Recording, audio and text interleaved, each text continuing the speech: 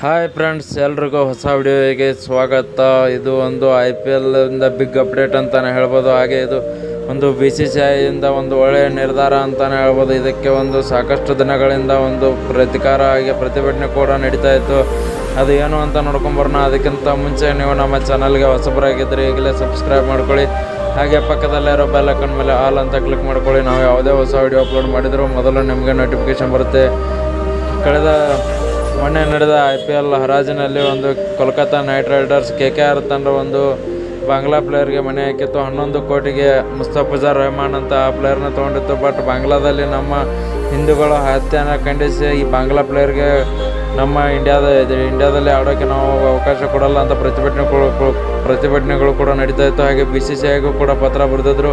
But ಅದನ್ನೆಲ್ಲ ಇವಾಗ BCCI observe ಮಾಡಿದ ನಂತರ ಇವಾಗ ಮುಸ್ತಫಿಜುರ್ ರೆಹಮಾನ್ ಅವ್ರನ್ನ IPLನಿಂದ ಹೊರಗಡೆ ಇಟ್ಟಿದೆ ಅಂತಲೇ ಹೇಳ್ಬೋದು. ವಿಡಿಯೋ ಇಷ್ಟ ಆಗಿದ್ರೆ ಲೈಕ್ ಮಾಡಿ, ಶೇರ್ ಮಾಡಿ.